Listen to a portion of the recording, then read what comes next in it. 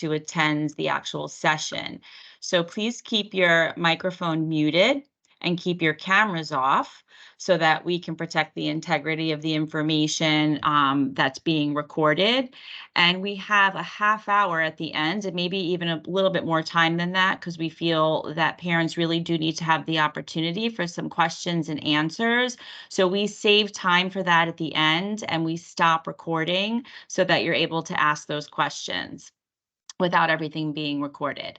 You can, of course, type in the chat if you have questions. Our transition specialists are on to help answer some of those questions for you, so you can go ahead and type in the chat. We'll also be adding attachments in the chat so that you can access some of the information that we will be discussing this evening.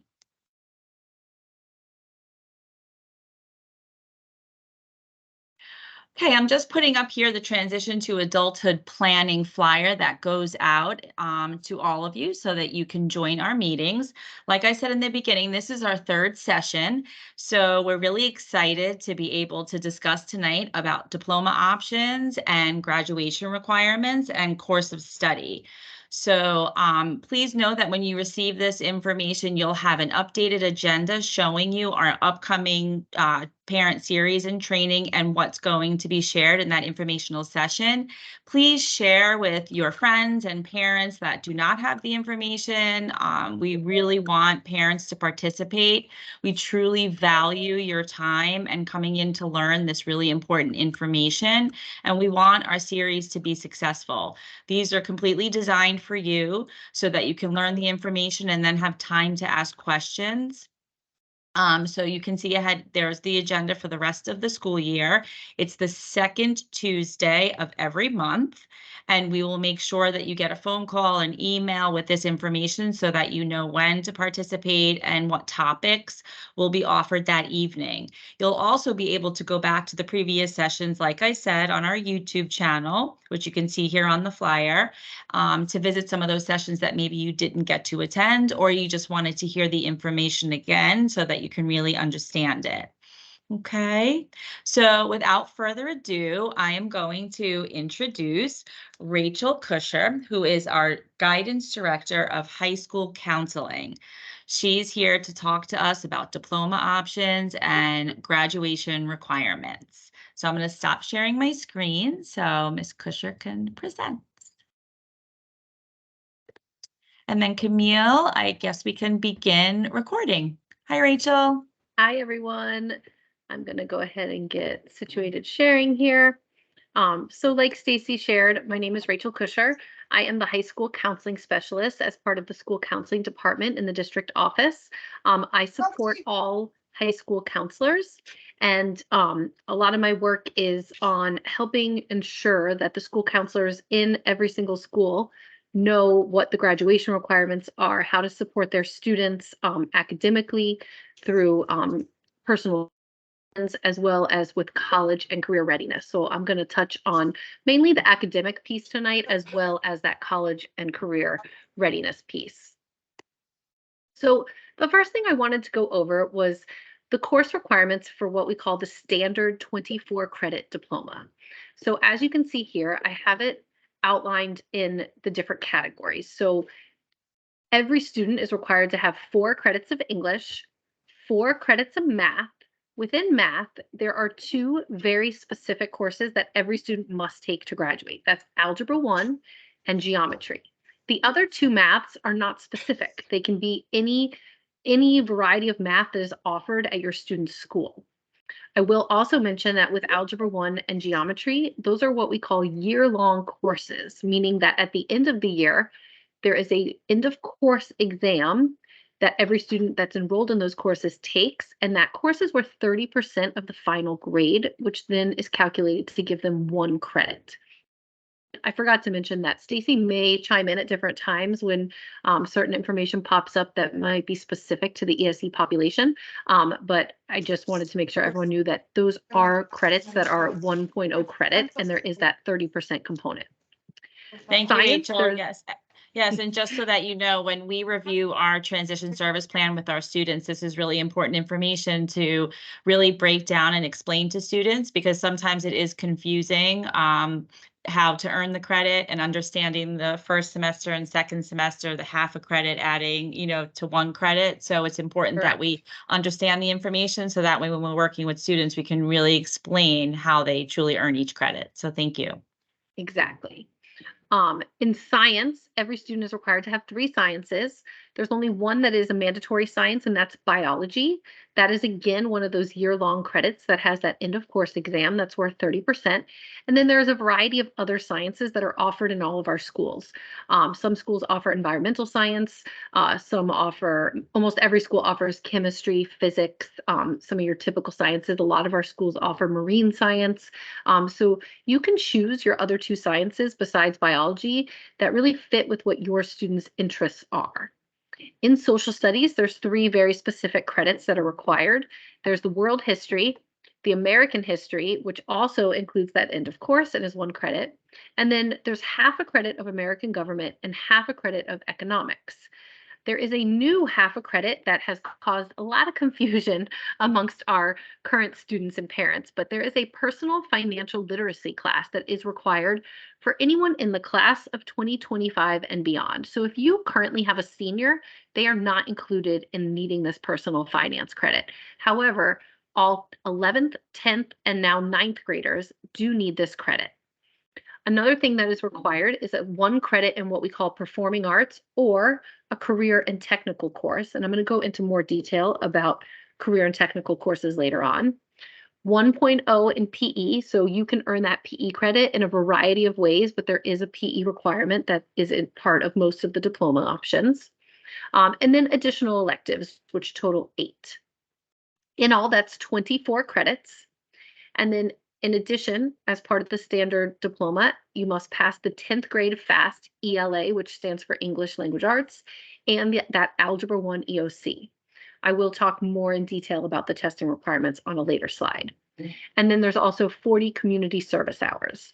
There's a huge misconception out there that you must have 2 years of world language to graduate. That is not true. However, we like to make sure that every student has the opportunity to go to college. Therefore, we always recommend every student take 2 years of the same foreign language because you will need that for admission to any four-year university anywhere, as well as for lots of scholarships, including what we call the Bright Future Scholarship. So world language, again, Spanish, French, whatever it is that your school offers. Some schools offer American Sign Language. You do not need that to graduate. However, we do recommend every student at least attempt it and try to take it because you do need it for college admission purposes. So standard access students receive the same diploma as non-access students. These are diploma requirements that are the same as the standard diploma, but the courses that the student takes are on what we call access points. There are waivers available for for access students, excuse me, and that would be for testing and service hours. And then they also have test requirements, but they take what we call alternate assessments. Stacy, did you want to chime in with anything there? Yeah, so I just wanted to add that just understand that it's the same requirements, but the students' academics are modified. So the curriculum is available to them just as if they were in a general education classroom on standard requirements for a high school diploma. The curriculum is just modified for the students. So I think that sometimes that's a little bit of a confusion. And then also the waivers. Waivers are available for all students with disabilities as long as they sit for the test at least one time. And then there is a committee and they are able to receive those waivers. So it's both for students who are on standard diploma with an IEP and also students who are on access points because the access point students have those alternate assessments. They don't necessarily need the waivers because it's already modified. Correct. So another diploma option that a lot of our students take advantage of in Broward County Public Schools is called the Excel diploma, which really stands for accelerated. I've heard some schools say, oh, we don't want to push the Excel diploma. It's not as good. That's inaccurate. You can go to Harvard. You could go to University of Florida. You can go to any college on this Excel diploma. The only thing that it really cuts out is that PE requirement, the amount of electives, and then you are not required to have community service hour with the accelerated diploma. This diploma was created by the Department of Education with the idea in mind that students could graduate in 3 years or less. So you still need your 4 English, 4 math, 3 science, and social studies. You still need that performing arts or career technical education course, but instead of 8 electives, you're only taking 3. And again, you don't need those 40 community service hours.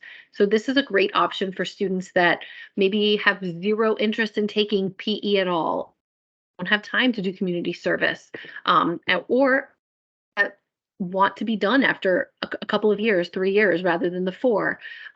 This is a way to kind of accelerate your high school experience. It's not for everyone, but it is not a less than diploma. It is actually meant for somebody who is accelerated or advanced because you're doing things more quickly.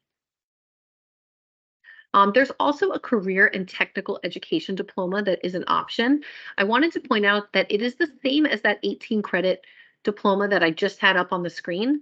However, you must complete 2 credits in a CTE program that results in industry certification. So students that are in different career and technical education programs, such as, let's say, culinary, they would take 2 full years of a culinary course and then pass what they call an industry certification or an exam that is proctored at the school that gives them a certification in culinary arts. Most, I should say, not every, excuse me, CTE course has some sort of industry certification, and there are advantages to that. In addition, you have to have 2 credits in really any elective. It says in work-based learning, which can be used as an elective, but it can be any electives. So 2 credits of electives plus the 2 in CTE with the industry certification. And it's important to note that part of those 2 credits of electives would be that half a credit personal financial literacy for anyone that's in our 11th grade and beyond. So again, don't need to worry about this personal financial literacy, but our 9th, 10th, and 11th graders do. So diploma designations are something that all students have the opportunity to earn. They are not required. You do not get them prior to graduation. It is a sticker that goes on your diploma. Most schools will put the sticker inside the diploma envelope that your student picks up on graduation day. But there's both the scholar designation and what we call the industry scholar designation. So if you've had students that have graduated before, you might remember this scholar used to be called the merit designation, but they adjusted that this year. The state adjusted it. So the state has now named this industry scholar. So to get the scholar dezegation, in addition to meeting the standard 24 credit high school diploma,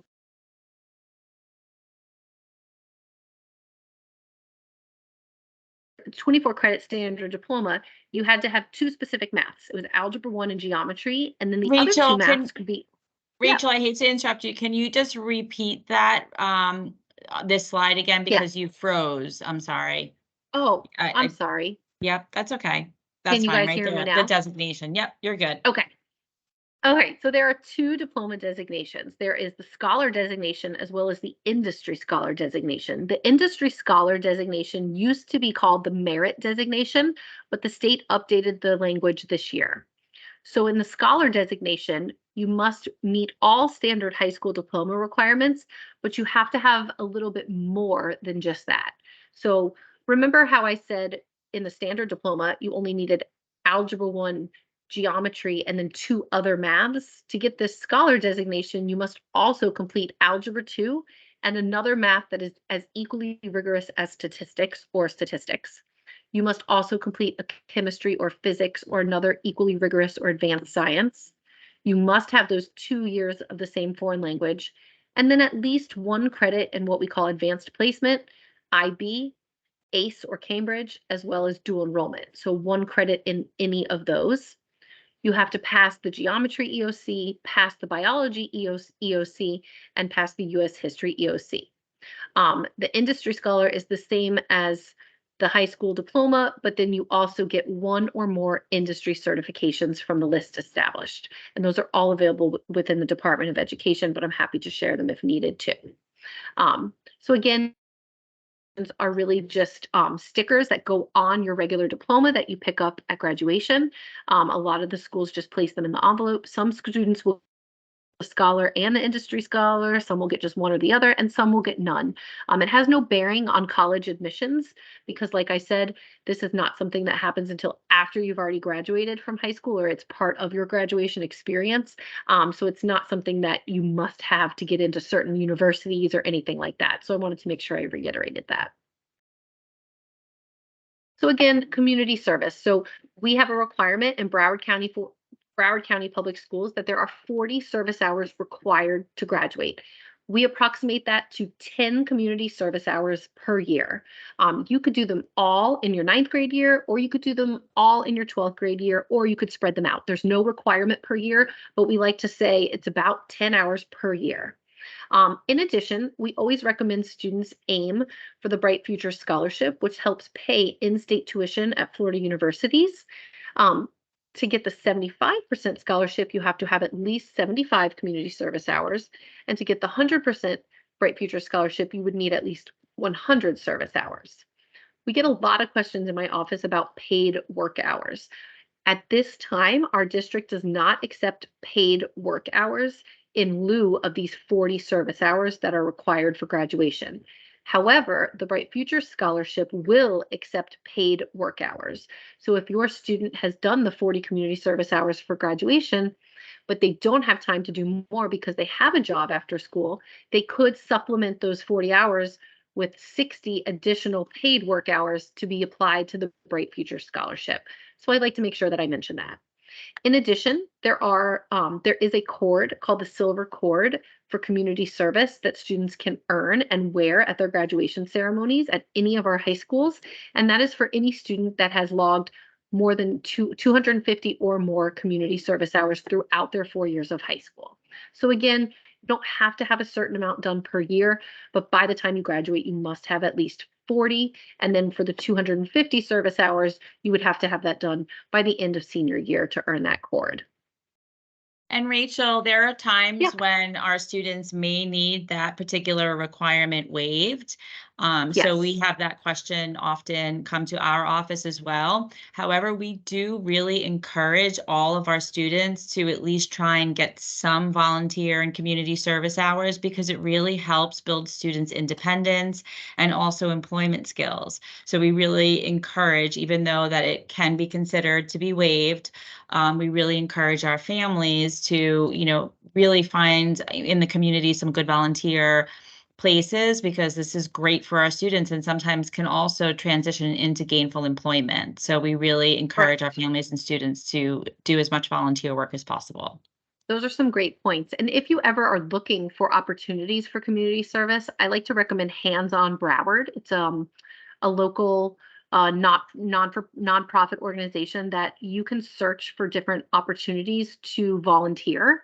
Um, in addition, you could always reach out to your school's community service liaison. It is oftentimes one of the school counselors, not always, but often, and they usually have different opportunities as well. A lot of students also choose to do their service hours on campus through different extracurricular activities or clubs. So that's another way to earn service hours. It doesn't have to be out, outside of the school community. Community service can also be done within the school. So testing requirements, and Stacy may chime in on some of these as well. I know we touched on this briefly earlier, but to graduate high school, there are testing requirements. You have to earn a passing score, which is considered a level 3 or higher on that 10th grade FAST English language reading assessment. Or if you're on the access track or access points, you would possibly take that assessment. But again, it's a level 3 or higher. You must also have a passing score on the Algebra 1 end of course exam or alternate assessment. But it's also important to note that these are not the only tests that can be used for graduation. We have what's called a concordant score chart. And the concordant scores are things that are test scores that you can apply to meet these requirements by taking the PSAT, the SAT, the ACT, and then this year they added what's called the Classic Learning Test, which is the CLT. So those different test scores. So the PSAT can be used for the math concordant only, but you can use SAT, ACT, and what we call the CLT on both the reading and the math. So they are out there. And then, as Stacy said earlier, all students with IEPs are, eligible to be reviewed for what we call a waiver for the testing requirements. There are some rules that are part of it, including having to sit for the test at least one time. And then obviously a committee would convene to determine if the student's eligible for that waiver. Yeah, and it really is important that we give our students the opportunity to be able to take the tests, to see what their levels are, but also for the experience of test taking. We don't want our students just to assume that their tests are just always waived. So we want to give them the opportunity to take the assessment and see how they do. Some students will choose to take it twice before they ask to have it waived. So it really is important that we provide equity and opportunity for all of our students. Yes. So there are some different options and programs within our high schools and Broward County Public Schools that I wanted to make sure I mentioned. So one big one that's really a lot of our students pursue is called dual enrollment. So if you're pursuing dual enrollment at Broward College, you would have to have what we consider a 3.0 unweighted GPA. That's basically B's and higher. Um, the dual enrollment is taking college courses that count for both high school credit and college credit. So a lot of our students would opt to take maybe a US history that would count for their US history credit that you have to take to graduate high school, but then it also goes on your transcript as a US history that you've taken at the college level. Oh, wait, let's do Um, enrollment. One really important piece when it comes to dual enrollment to remember is it's not for every student. Um, it is something that takes a self-starter or an independent learner sometimes. Some of their courses are offered online, but I think we all learned a couple years ago that online learning is not for everyone. So I always like to reiterate to parents that this is not the best choice for everyone, but if it fits the needs of your student, it can be a really awesome way to get some college credits under your belt before you graduate high school. Another option that is available in not every high school, but in several, is career dual enrollment. So this is a way to earn college credit and industry certifications. There is transportation for some schools, not all, but the admission requirements are a little bit less rigorous when it comes to career dual enrollment. So you do have to be in 11th or 12th grade to take advantage of this, but you have to have only a 2.0 GPA if you're planning to do it at one of our 3 technical colleges, or a 2.5 if you're planning to do it at Broward College. You also have to be on track to graduate because they want to make sure that you haven't failed any of your core requirements, and that you are aiming towards graduation with those career certifications in place. Now, I And wanted to show. I'm Go ahead. sorry, Rachel. That's okay. If you could just go back to that previous slide, and parents, can you please take a picture of this slide? Because I really want everyone to understand this information, because students with disabilities who have an IEP have the right to defer their diplomas once they have met their high school graduation requirements, if they still show the need for our services and supports and for transition services. So with that said, if our students are enrolled in a career dual enrollment or an academic dual enrollment program and they complete their high school graduation requirements, which means they can receive their diploma, but they can choose to stay with us and continue maybe some of those certifications with our support. So it can be a deferment option as well. So I really want you to take this information and then continue to have these discussions with your school counselor and your child to talk about some of these opportunities, because they can really earn some of those certifications before they leave high school and continue with our support. So we'll kind of follow up on that a little bit more when we talk about our deferment options, but I wanted you to just have that information in your head so that when we bring it up again, you'll be able to say, oh yes, I need to speak to my school counselor about career dual enrollment or academic dual enrollment. Sorry to interrupt. No, you're fine. And then I did get some information from we call it CTASE, the Career Technical Education Department. They sent me some of this information just to kind of show you. There is a whole brochure that talks about career dual make sure that Stacy has a copy of it so she can share it out. And then also, these are just some of the different options that are there. So you can see that what career dual enrollment is you typically will take your English, math, science, social studies at your traditional high school, and then you would go over to one of the technical colleges or Broward College and take your electives, which are these technical courses. So this is just a sample of some of the career dual enrollment options. So there's architecture and construction, business management, health science, hospitality and tourism, infotech, manufacturing, transportation, distribution, and logistics. So this is really for a student who, let's say, knows, hey, I want to be an automotive tech. I want to work in, a service center at one of the car dealerships. This is what my passion is. And I've had a student that actually this is all he wanted to do, and he was very successful by going through Sheridan Tech. So you can do your academics and then earn your certification so that you can start working earlier, and you're not waiting until you're done with high school to get some of these courses under your belt. So it's really some great selections out there. I wanted to talk to you guys a little bit about Zello. Hopefully, you've heard a little bit about it in the last couple months. So, on October 1st, our district officially launched what we call Zello. Zello was purchased by the Florida Department of Education and is being used in every county in the state of Florida this year. We used to use Naviance, if you remember hearing that term, but now we have purchased and are using Zello. So, Zello is a college and career life readiness platform. It is actually available K-12. There are certain elementary schools that are piloting lessons this year. However, every elementary student in the district, as well as students 6 through 12, have access to um, Zello through their Clever dashboard. I will say we have gotten a good start so far. A lot of our high school students are using it to request transcripts being sent to colleges, to do some different exploration.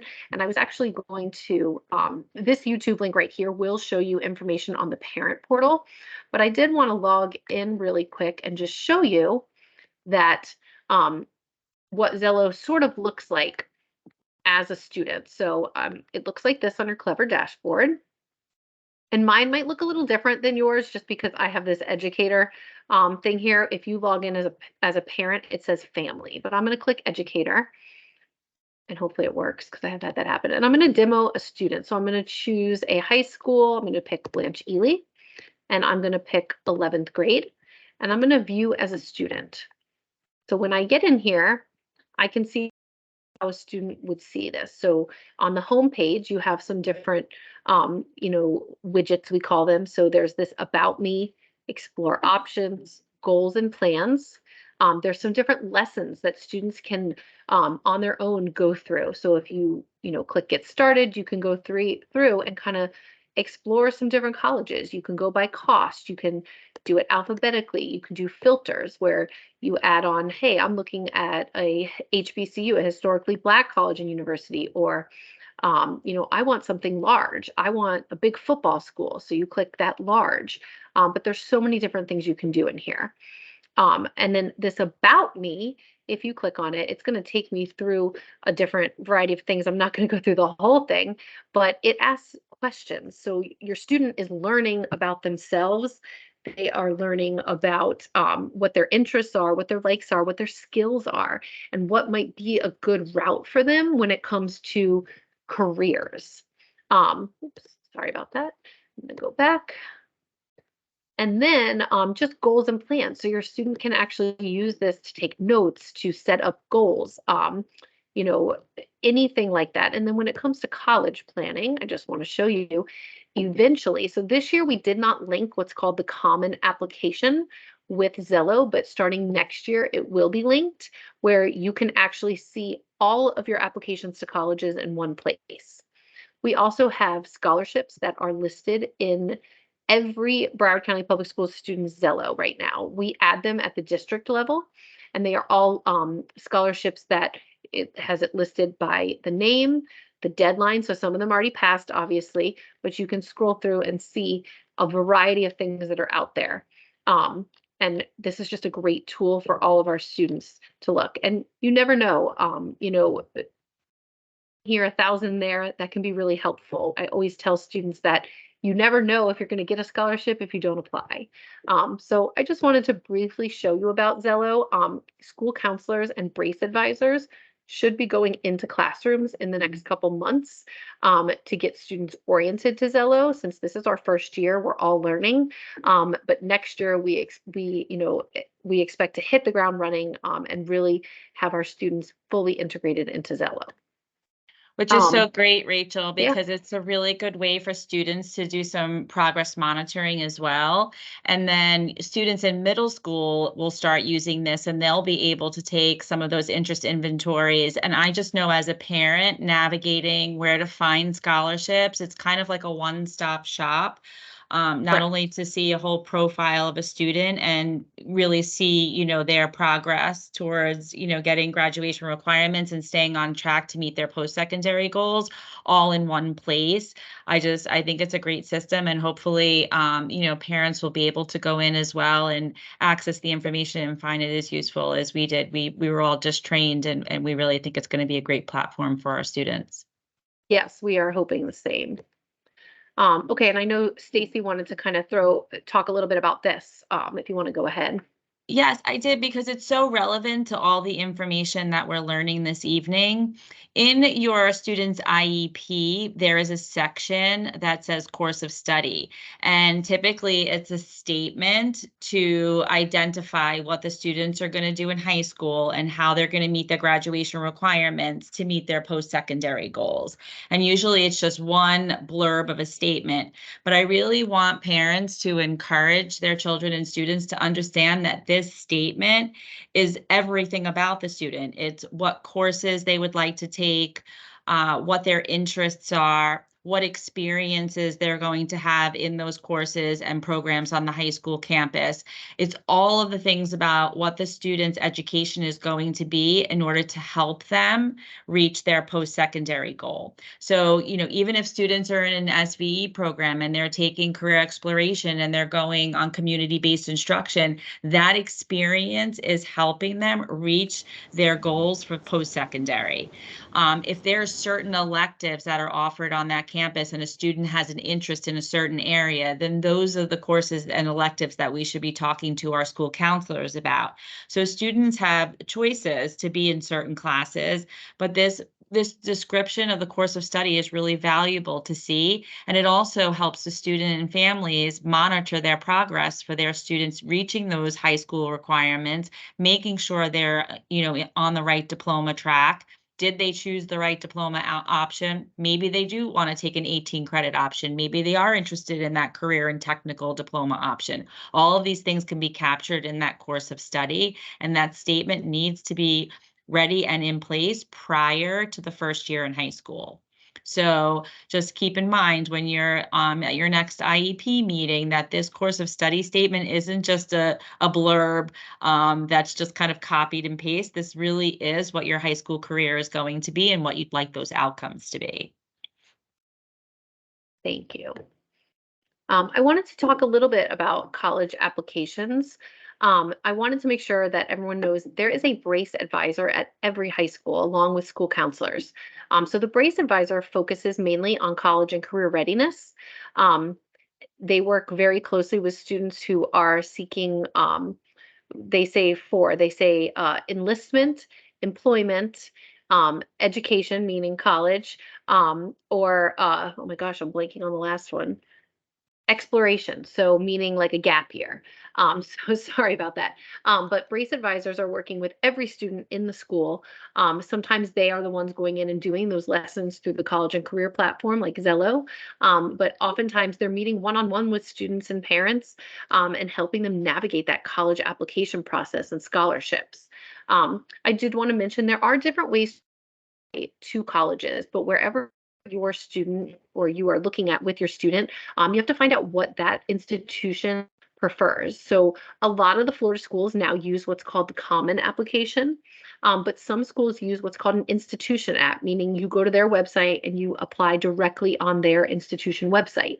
The Common Application I think is amazing. You fill out everything one time. Your school counselor and your recommenders, which are typically your teachers, get emails from the common application. They only have to complete things one time and it's all in one place. Some of the schools do have you create an account for their school to get notifications.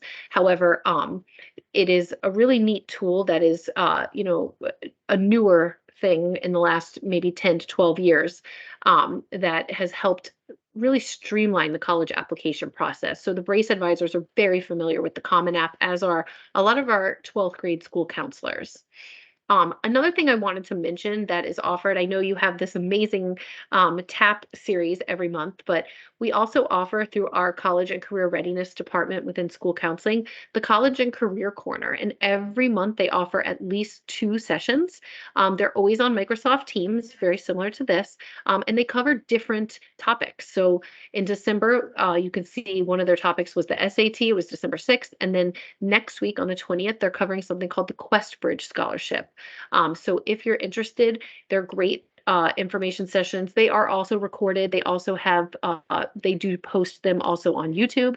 And then they have a great presence this on uh, Twitter and Instagram.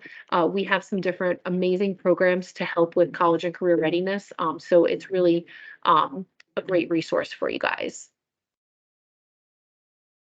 I wanted to just make sure that everybody knows, I'm going to go to the website right now, but the school counseling website, which is my department, we have a great website that has a lot of the information that I went over tonight. And I'm going to go to it right now and just kind of show you, you can see it's broken down into elementary, middle, and high. This is the high school one that I had linked on this website. And you can see we talk about the different services. But what I wanted to point out is we have all these links over here for high school resources that I think are amazing. So a lot of what I went over tonight is in here. So you can see what are the high school graduation requirements. And when I scroll down, you're going to see something that looks pretty familiar. You're going to see it broken down into the different credits that are required. So all of this is on the website. Another thing that I wanted to point out is different high school courses. We have all of that listed because it does vary school to school. I will say, not every high school offers what we call ACE courses. Some high schools offer close to 40 advanced placement courses. Some offer 10. Some schools have almost 600 students that take advantage of dual enrollment, and some have under 100. It doesn't make a school better than another. Every school is just very different. So it's important to know what's out there.